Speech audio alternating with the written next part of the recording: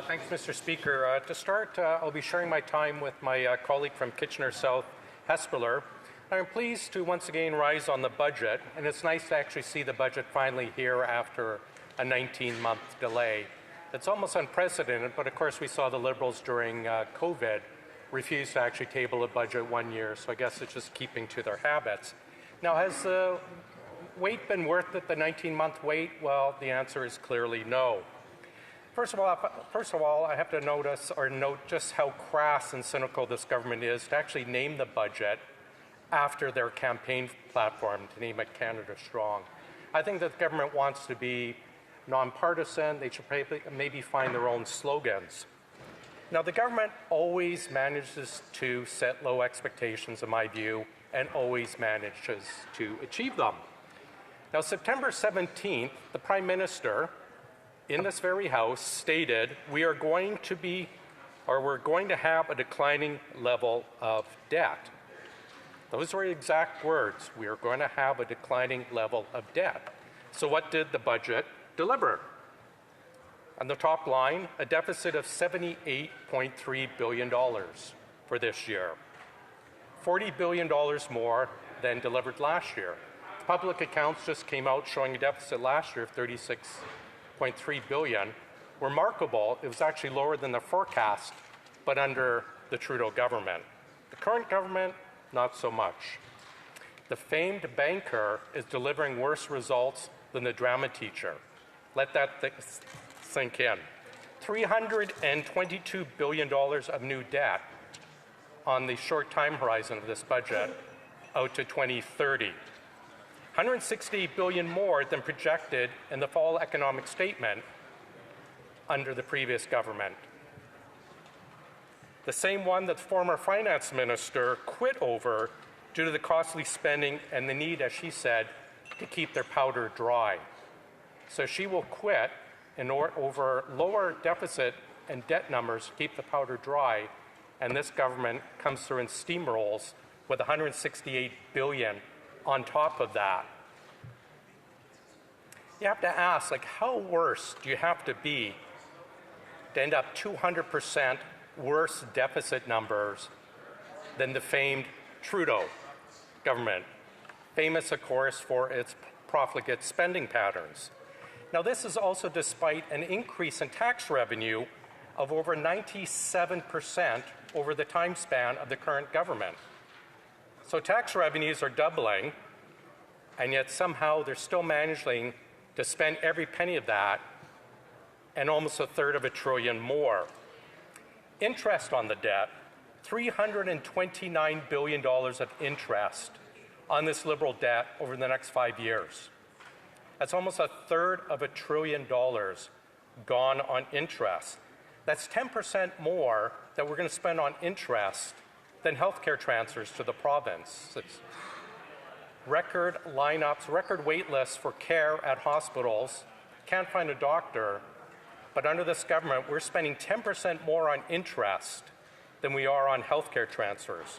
It's 100% more than we're actually spending on the child benefit. This government is placing higher priority on spending an interest to Bay Street bankers than providing money to families. 100% more. It's more than we're going to spend on new subs, the over-budget frigate program, which is about $80 billion over budget, and the F-35s. And we're still going to spend more on interest than all those needed items on defense. Put it into further perspective, GST is forecasted in 2029 to be $62.7 billion collected. So every time we go out and buy a bag of chips, as I like to do, because I am addicted to chips, you go to a restaurant, you buy a beer, you buy a new car, $62.7 billion is going to be collected in GST. But the interest in 2029, 2030 at the end of this budget program, our projection is going to be $76.1 billion. GST would have to increase by 20% just to pay the interest, not to pay for any health care, not to pay for border security, not to pay for RCMP or for defense, just to cover the interest on the Liberal debt. In 2029-2030, 13%, almost 1 out of every $7 collected by this government, that taxpayers are paying, not just GST, but income tax, corporate tax, 1 out of every $7 collected is going to go just for interest. Think about that if you're running a business like that. Before you even open the doors, 13% of your income is just wiped out before you provide any services. And that is the Liberal record, and that's what this budget is calling for. So what do the Canadians get for all this spending? What do they get for $76 billion of interest payments? What do they get with $1/3 of a trillion more in spending? An average growth over the next 5 years of 1.26% GDP growth. $1/3 of a trillion in added spending, debt, just for 1.26% growth. The OECD predicts Canada will have the lowest per person growth for the economy from 2020 to 2030, and then from 2030 to 2060, so basically out to 2060. Why do I mention the 2020 to 2030 part as well being the lowest in the OECD? Well, 2020 is about the time this current Prime Minister started advising the Liberal government as a financial advisor. So billions and billions of added debt, sinking the next generation with interest payment and debt for 1.26% growth, and the slowest growth for economy per GDP or per capita in the OECD. And what else has all this spending gotten us? The highest consumer debt per person in the G7, 80% higher per person than in the US. 2 million Canadians every month out of food bank. That is a result of this Liberal government. All this spending, and they've achieved 2 million people a month at a food bank.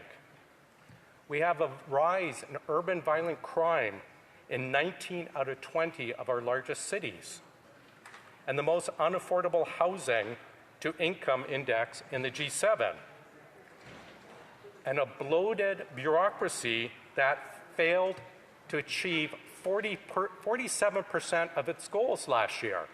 Hidden on the same day the budget came out was the departmental results, where the Treasury Board puts out what the government's projected for its plans and goals and what they achieved. They failed on 47% of their goals. Tens of thousands more in the bureaucracy, over $70 billion spent, and they failed on 47% of their goals. We have a youth unemployment of 14.1%. And I want to quote from the budget. Now, this is from the Liberals' own budget. Unemployment is projected to remain elevated over the forecast horizon. Forecast horizon in the budget goes out 5 years. The government is saying, despite all their rhetoric, unemployment is going to remain elevated for the next 5 years.